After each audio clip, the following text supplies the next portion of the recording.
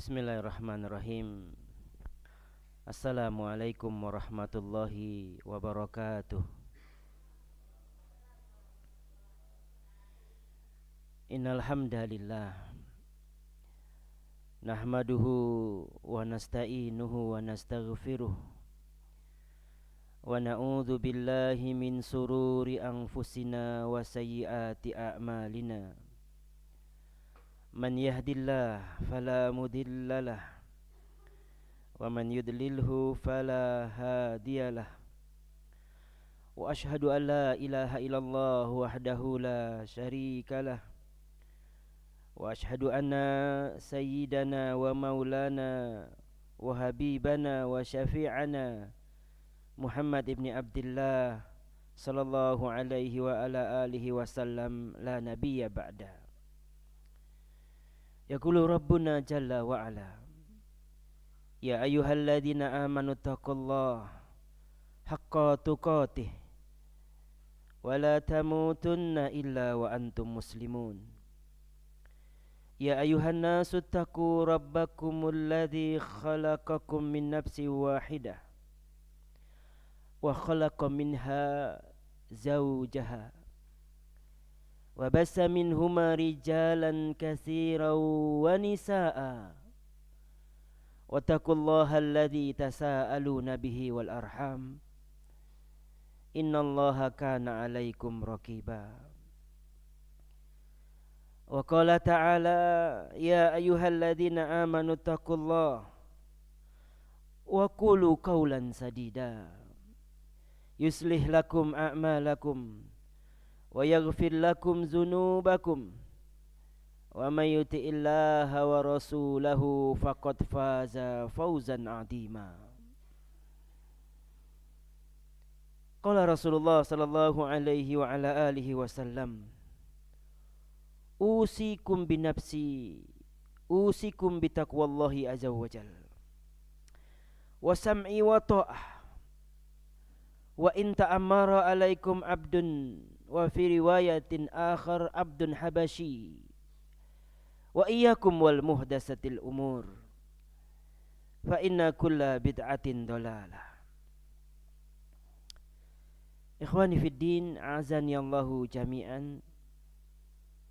Sebelum kita memulai kitab Riyadhus Shalihin pada pagi yang mulia ini, kita persilahkan kepada anak-anak tahfidz kita untuk menyetorkan hafalan mereka dimulai dari anak kita. Falyatafaddal. Azan.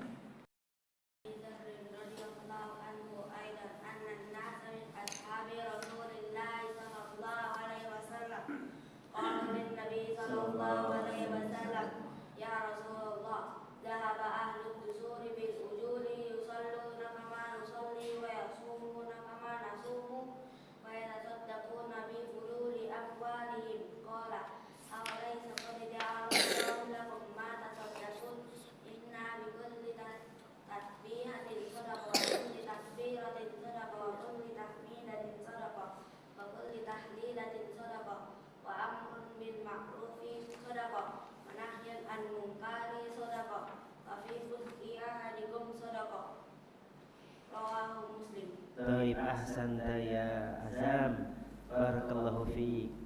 Semoga Allah limpahkan pada antum ilmu yang barakah. Akhir, fadl, Aska.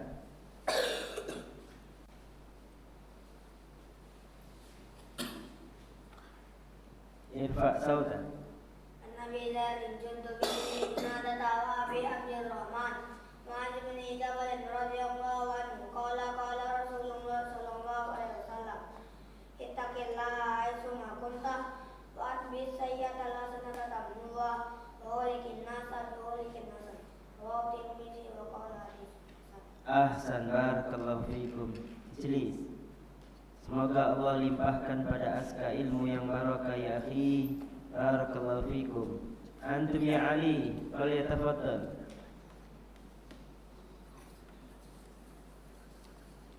Dengan suara yang keras. Nabi Muhammad Hasan bin Ali bin Abi Thalib Rasulullah sallallahu alaihi wasallam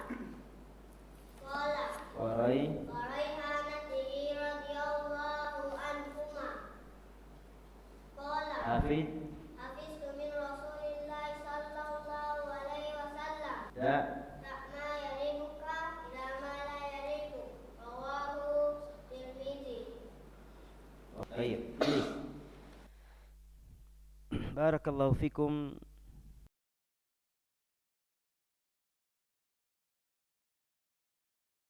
Abi Hurairah radhiyallahu taala anhu.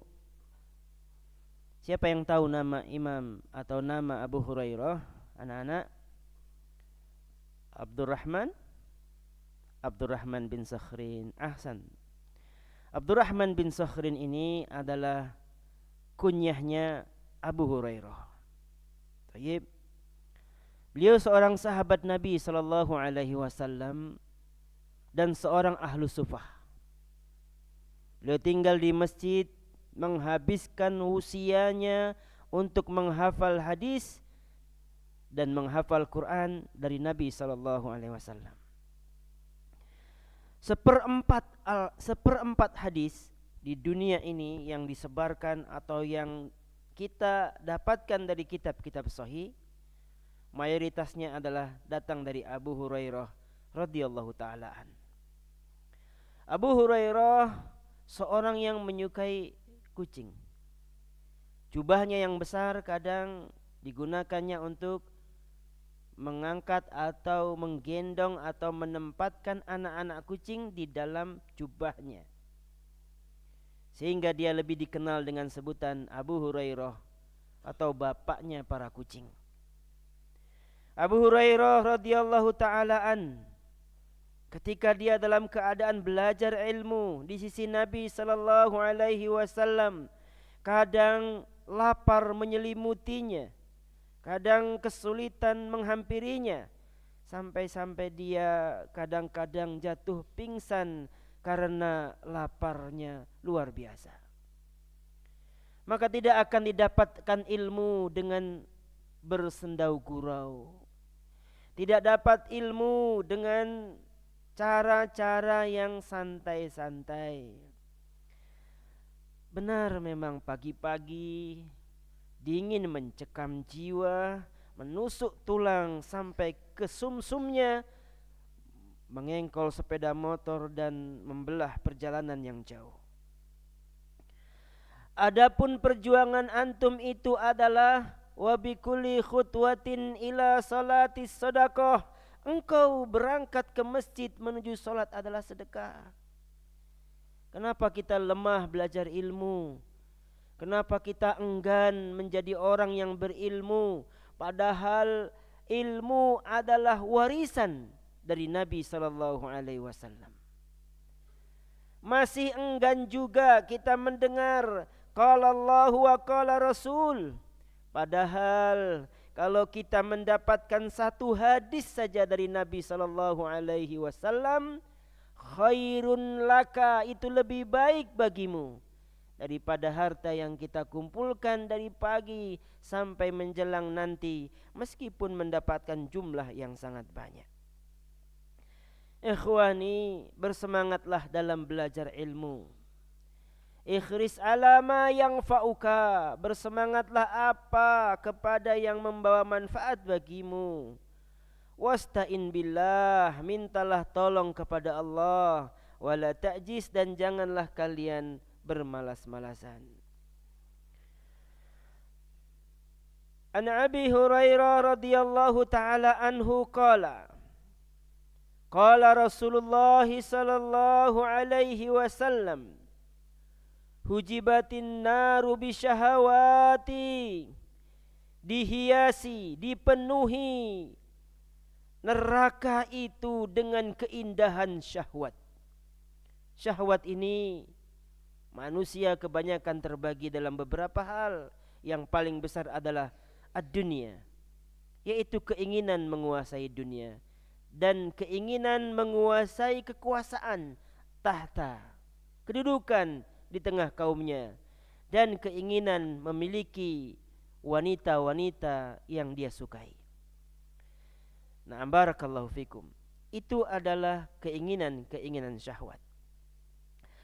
Wa hujibatil jannatu bil makarih, dan telah dipenuhi, dihiasi surga itu bil makarih, dengan kesulitan-kesulitan atau kesusahan-kesusahan.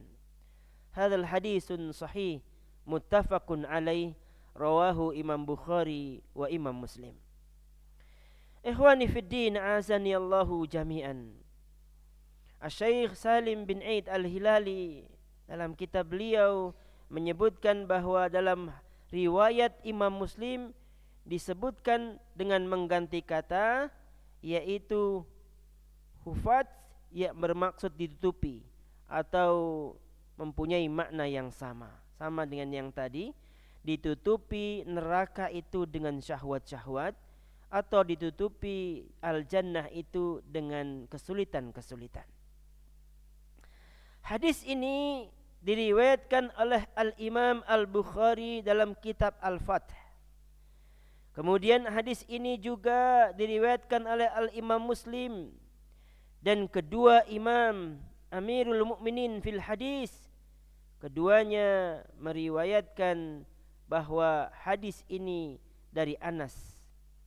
Jadi ada yang membawa hadis ini dari jalur periwayatan Anas, dan ada yang membawa jalur dari periwayatan Abu Hurairah. Sedangkan yang kita baca ini periwayatan jalur daripada Abu Hurairah radhiyallahu ta'ala an. Adapun yang dari Anas ini adalah khadimin Nabi sallallahu alaihi wasallam, pembantu Nabi sallallahu alaihi wasallam, dan beliau orang yang banyak membantu Nabi segala sesuatu, dari yang sekecil-kecilnya dalam membantu kehidupan hajat Rasulullah sallallahu alaihi wasallam. Kalimat-kalimat yang sulit di sini adalah asyahawatu. Syahwat itu maknanya berbagai kenikmatan dunia yang menyenangkan. Naam, barakallahu fikum. Yang dilarang oleh syariat untuk dikerjakan, baik karena memang ada larangan terhadapnya, atau karena jika mengerjakannya akan mengakibatkan ditinggalkannya satu perintah.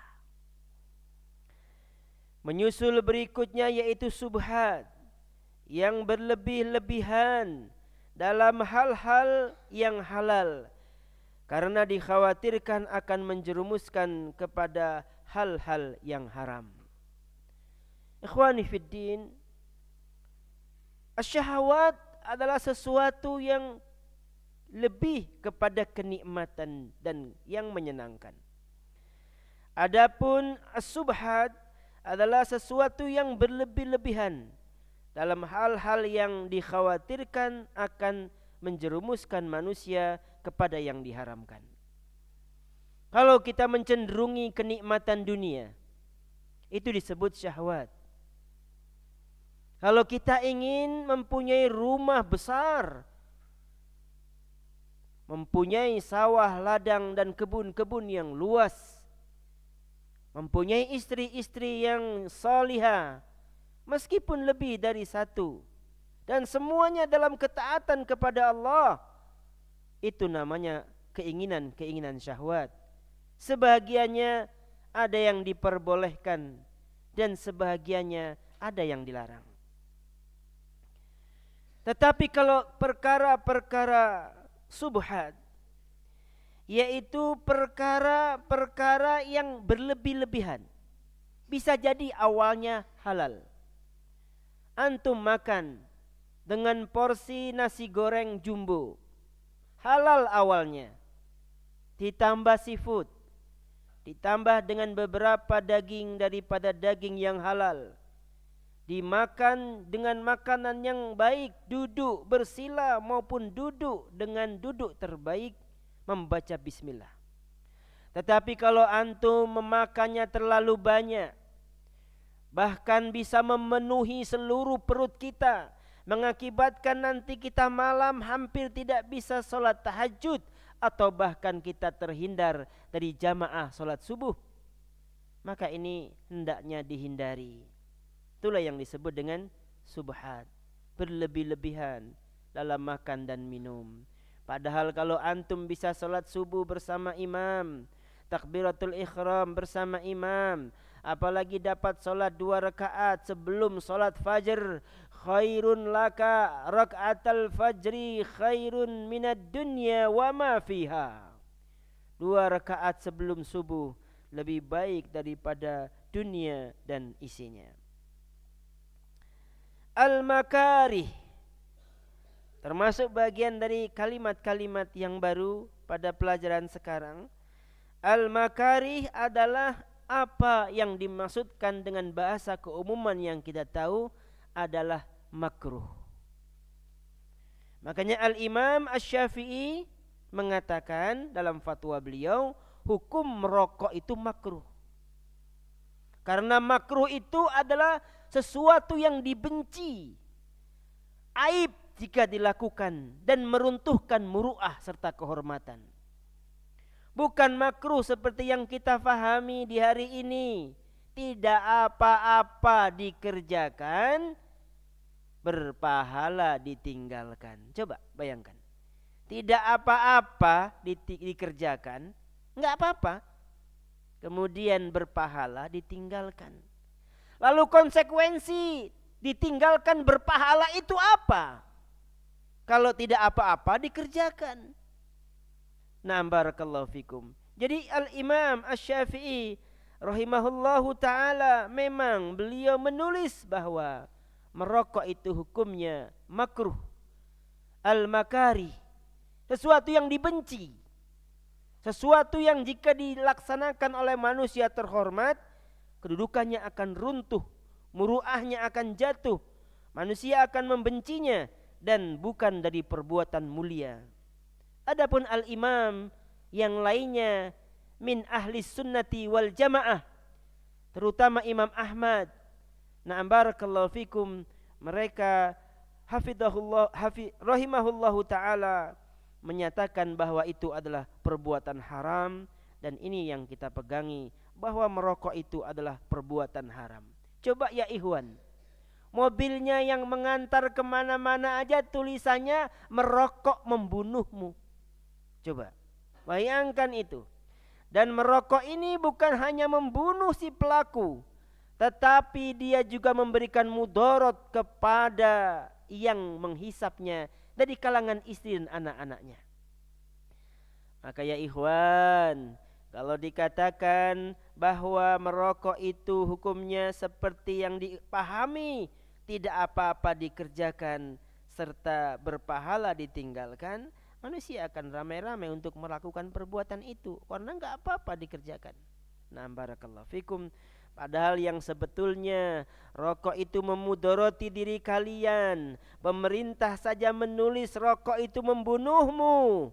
Nah, barakallahu fikum. Wala taqtulu anfusakum ila tahlukah, dan janganlah kalian membunuh diri-diri kalian sendiri dalam kebinasaan. An-Nabi sallallahu alaihi wa ala alihi wasallam, la dirara wa la dirar, janganlah kau memudarati dirimu sendiri dan janganlah kalian memudarati orang lain. Al-makarih adalah apa yang diperintahkan kepada seorang mukallaf. Mukallaf itu yang mempunyai kewajiban, yaitu orang yang akil balik, untuk mengingatkan atau menggiatkan dirinya dalam mewujudkan, baik berupa perbuatan dan larangan, misalnya mengerjakan ibadah sesuai dengan porsinya serta memeliharanya, dan menghindari dari berbagai macam larangan, baik yang berbentuk ucapan maupun yang berbentuk perbuatan.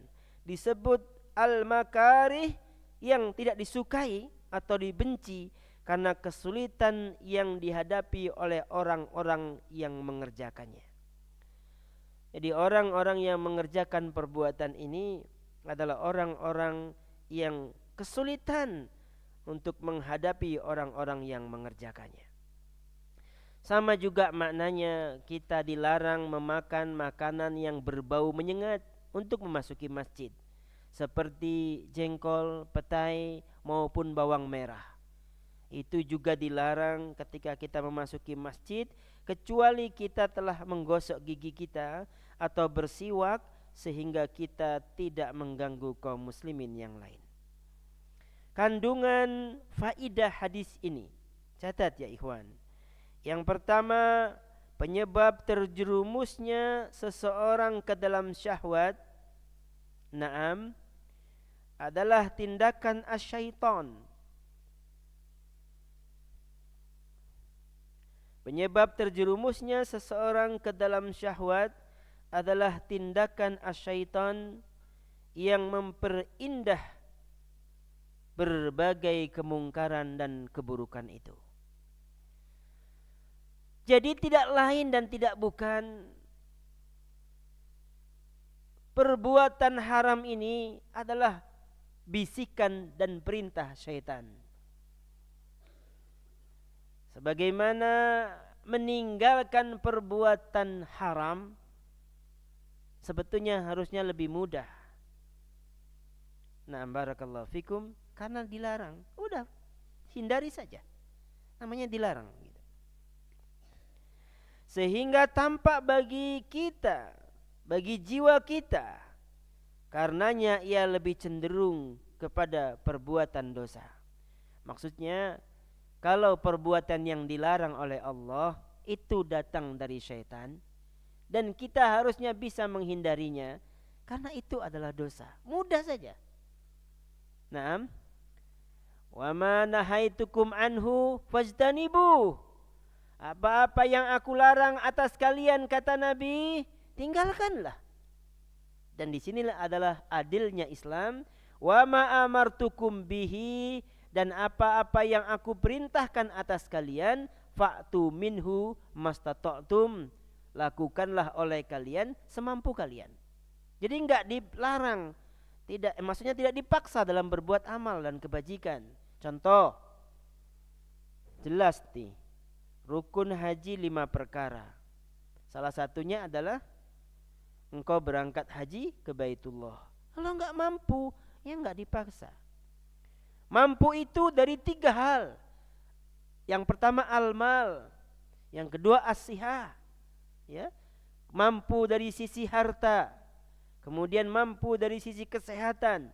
Engkau bisa tawaf, bisa sa'i, bisa berlari kecil, engkau bisa melaksanakan umrah, antum bisa melaksanakan niat, mengambil niat di ketika mikot.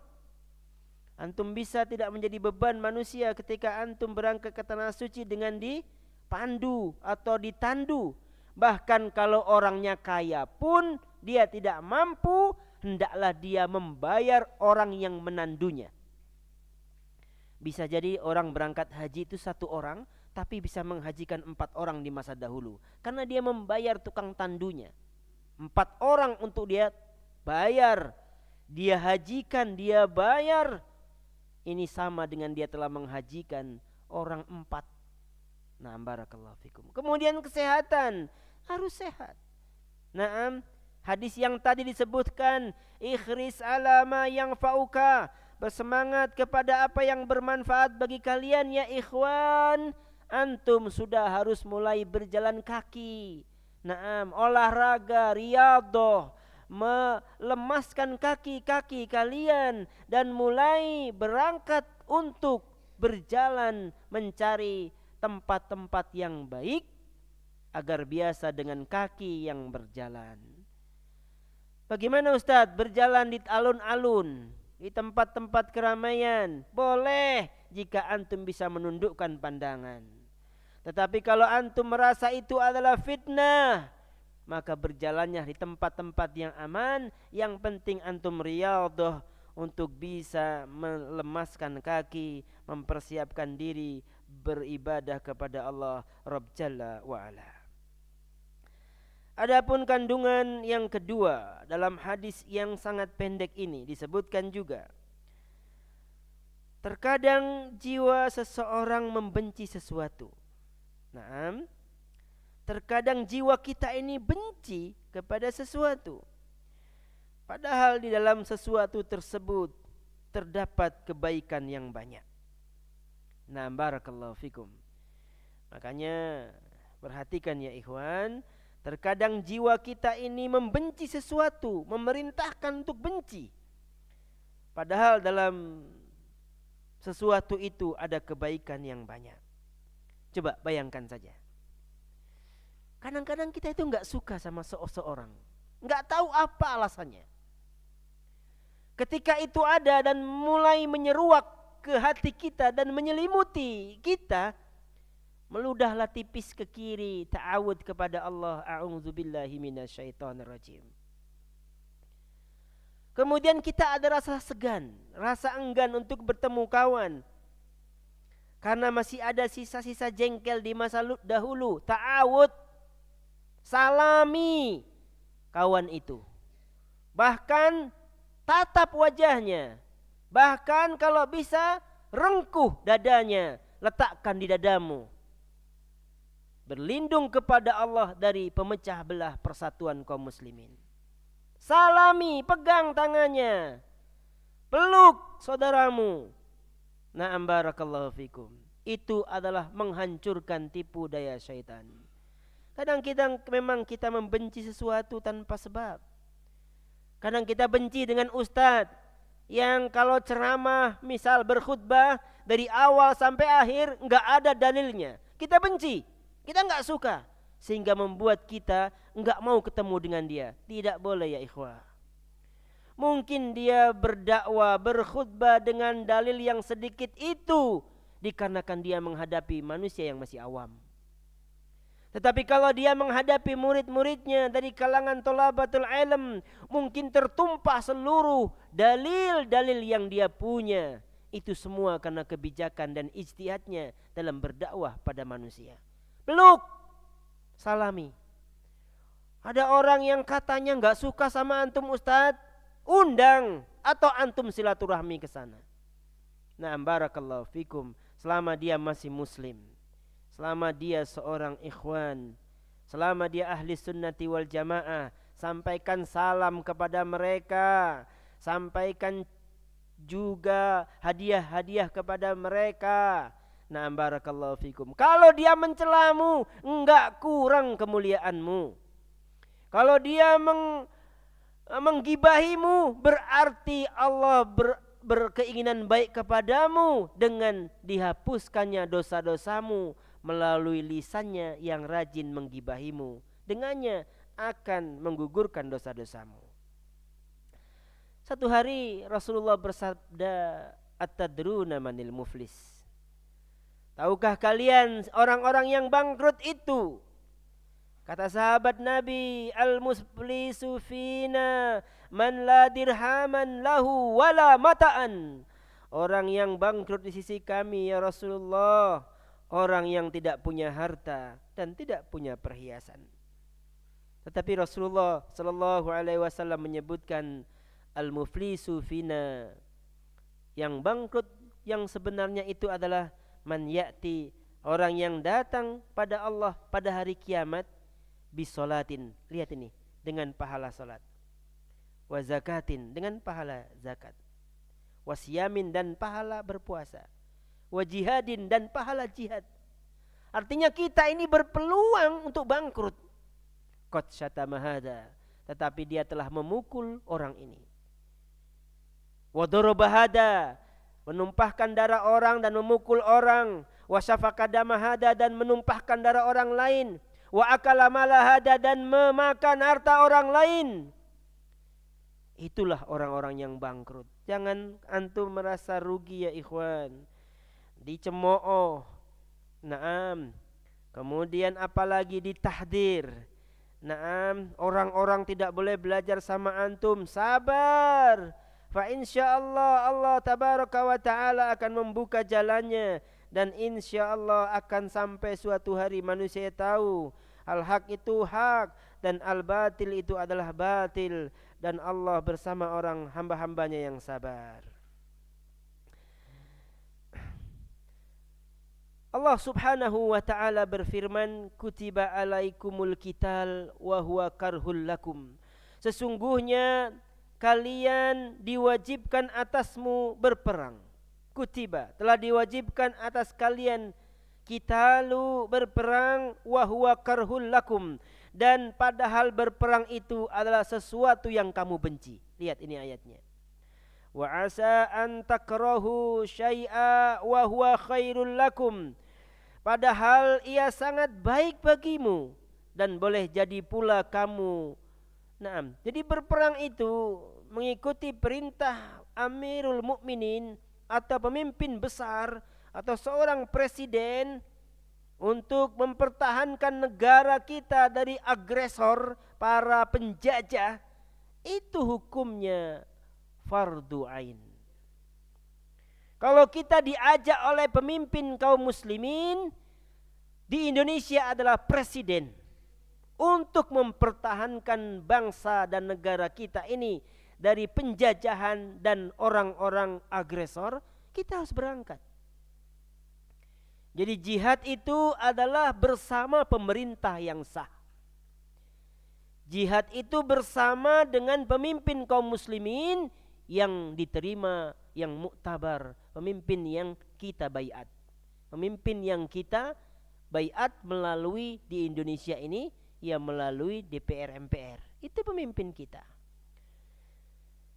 Wa asa an takrahu syai'a wa huwa syarrul lakum. Dan bisa jadi kalian membenci sesuatu padahal itu baik bagi kalian, dan bisa jadi kalian tuhibbu syai'a, mencintai sesuatu, wa huwa syarrul lakum, akan tetapi itu adalah kejelekan bagi kalian. Wallahu ya'lamu wa antum la ta'lamun. Dan Allah mengetahui sementara kalian tidak mengetahui. Al-Baqarah 216. Kemudian faidah selanjutnya dari faidah hadis yang kita baca tadi adalah yang ketiga.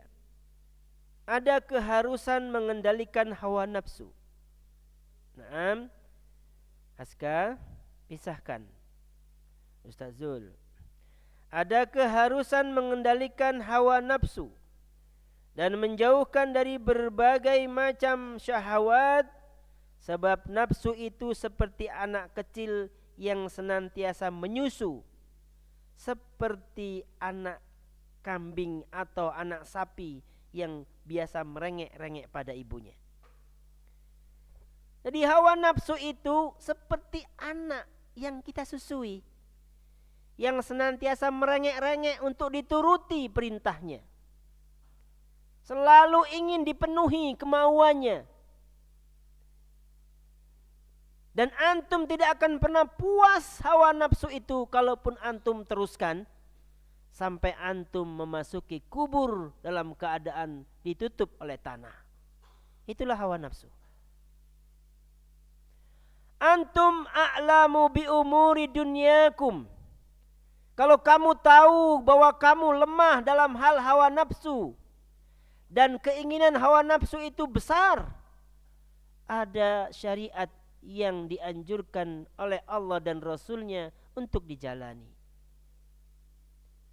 Apalagi ya ikhwanana fillah, kami melihat di mana-mana kaum muslimin dari kalangan para lelaki, musibah yang paling besar menimpanya itu adalah istri-istrinya sendiri. Istrinya lah yang menjauhkan dia dari ibunya. Istrinya lah yang menghalanginya dari bersedekah. Istrinya lah yang senantiasa memberikan berita-berita dari luar yang membuat suami yang sudah capek semakin keraundit, semakin pusing, semakin bingung, semakin susah. Suami pulang dari tempat yang capek, wahai ummahat, jangan antum bilang, oh papa kerja dari pagi sampai malam bawanya cuman goreng 10.000. Oh alah bapak, dari mulai badan dulu kamu putih, sekarang sampai hitam legam, jenggot mulai turun.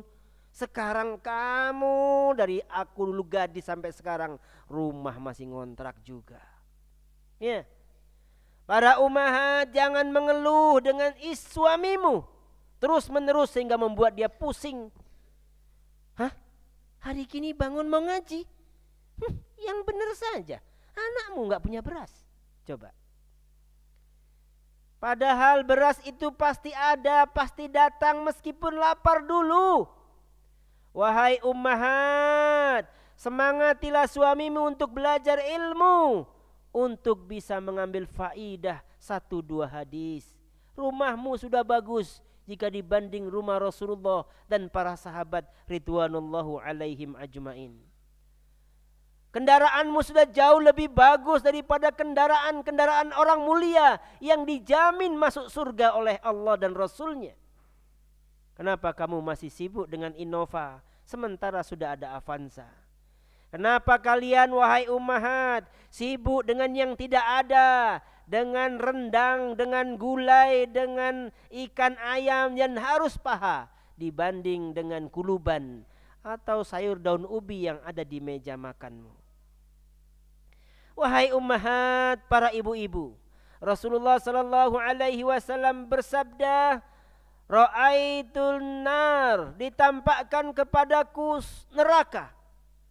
Fa ra'aitu aksara ahliha an-nisa, dan tampak olehku, maksudnya ditampakkan oleh Allah kepada Rasulullah, kebanyakan penghuni neraka itu dari kalangan wanita. Fara'aitul jannah, dan ditampakkan kepadaku surga. Fara'aitu aksara ahliha al-fuqara, dan ternyata kebanyakan penghuni surga itu dari kalangan orang-orang fakir. Orang-orang miskin. Orang-orang yang kalau pakai sendal ke masjid pulangnya aman, karena tidak ada orang yang mau menukarnya. Saking jeleknya sendalnya. Orang-orang kalau melihat dia naik motor, orang menduga di jalan gak sampai dikarenakan kemungkinan akan macet. Karena motornya pun sudah seperti mesin daripada mesin kapal. Oplok, oplok, oplok, oplok, oplok, oplok, oplok.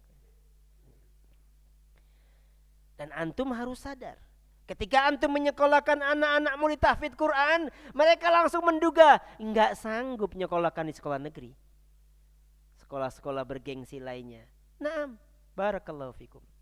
Padahal lihatlah anak-anak yang menghafal hadis dan menghafal Quran. Masya Allah, barakallahu fik. Seandainya saja bisa ditukar itu ilmu dengan harta dan kemuliaan, orang-orang yang tidak belajar ilmu nanti akan menukarnya dengan harta-harta mereka. Tapi itu sudah terlambat dan tidak bisa. Wahai ummahat, bentangkanlah cintamu, kasih sayangmu, dadamu, kesungguhanmu, kecantikanmu pada suamimu. Naam. Jangan engkau membuat suamimu semakin resah, gelisah, bingung. Anak mau ke sini, kita pula yang ngatur mau ke sana. Anak sudah bagus-bagus di sini, kita pula yang mau ke sana. Jangan. Serahkan kepada suamimu pendidikan anakmu, sebab suamimu lah yang akan ditanya oleh Allah nanti tentang pendidikan anak-anakmu, bukan kamu. Wahai para ummahat, wahai ibu-ibu yang solehah, ibu-ibu yang solehah di belakang sana, ajari anakmu Al-Quran, dekatkan dia dengan pemahaman Al-Quran dan Sunnah, dan jauhkan daripada anak-anakmu sesuatu yang menggoda, menipu berupa tontonan yang tidak mendidik dan permainan-permainan yang merusaknya.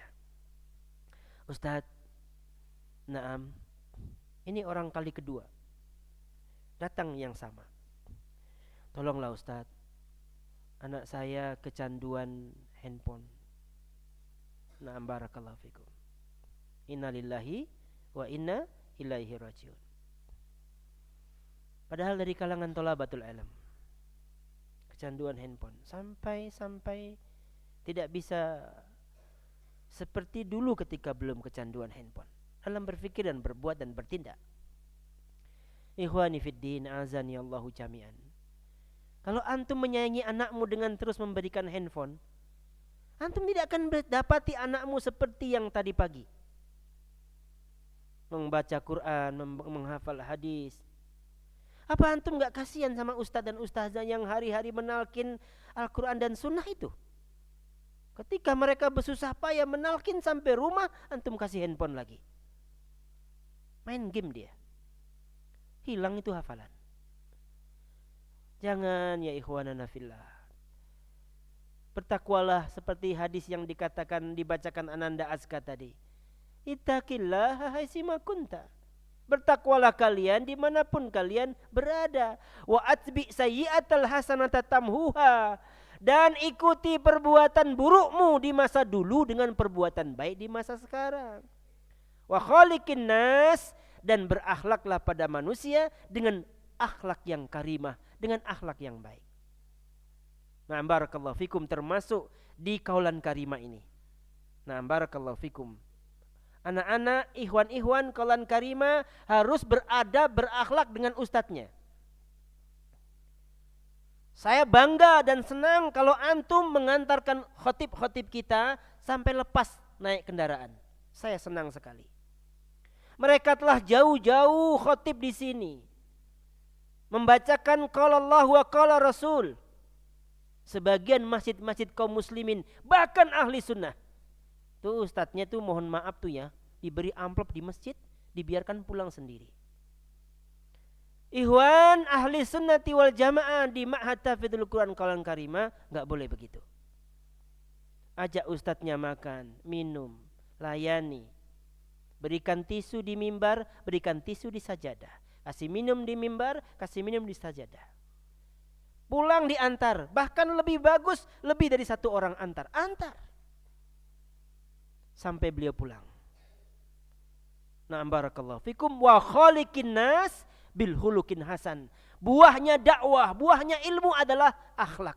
Untuk apa antum punya hafalan selangit, tetapi tidak ada buahnya dalam perbuatan dan dalam tingkah laku? Naam, barakallahu fikum. Bukan ilmu yang banyak itu, bukan yang dinamakan hafalan yang banyak itu banyaknya hafalan saja. Tetapi yang dinamakan ilmu itu adalah yang mendatangkan rasa takut. Faidah yang terakhir. Surga dan neraka itu memang ada. Nah, barakallahu fikum. Surga dan neraka itu adalah makhluk ciptaan Allah Rabb Jalla wa Ala.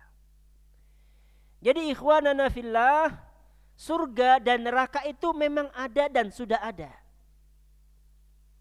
Dan surga dan neraka itu adalah makhluknya Allah tabaraka wa ta'ala. Maka kita tidak boleh seperti ucapan-ucapan yang jahat terdahulu di masa Imam Ahmad bin Hanbal yang mengatakan Al-Quran itu makhluk. Yang benar, Al-Quran itu adalah kalamullah, bukan makhluk. Na'am, barakallahu fikum. Al-Imam Ahmad bin Hanbal, imam ahli sunnati wal jamaah, imam Darul Hijrah negeri Madinah, beliau dicambuk ya ikhwan.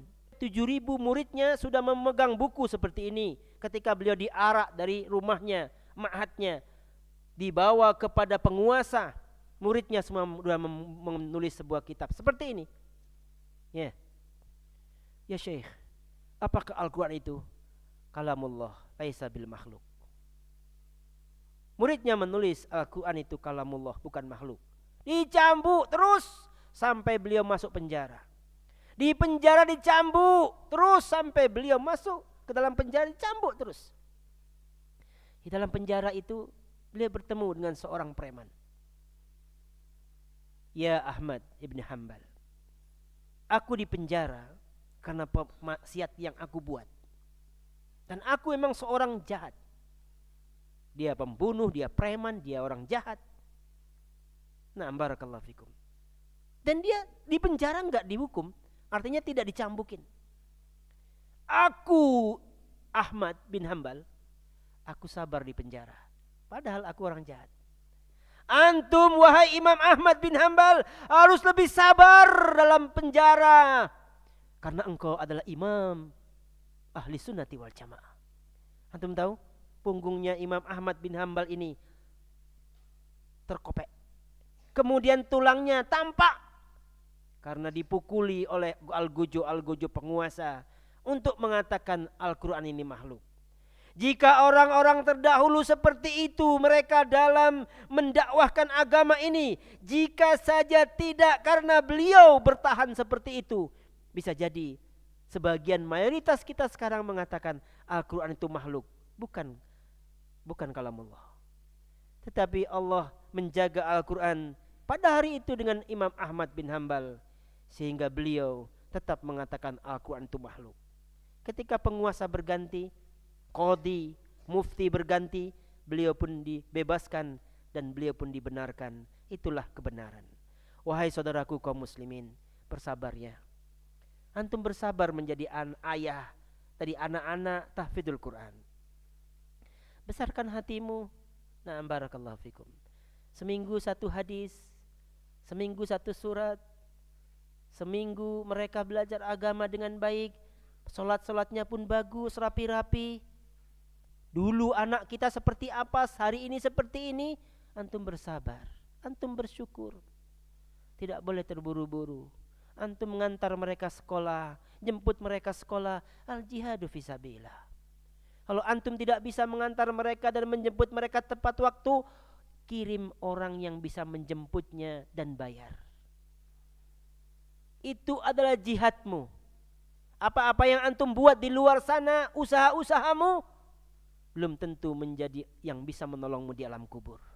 Tetapi anak-anakmu hari ini, wallahi, insya Allah jika doanya sampai nanti, Allah akan menjadikan sebab doanya itu masuk ke dalam liang lahatmu. Wallahi ya akhi, apa yang saya ajarkan hari ini adalah apa yang saya dapatkan dari guru saya, apa yang saya dapatkan dari asy-syekh saya.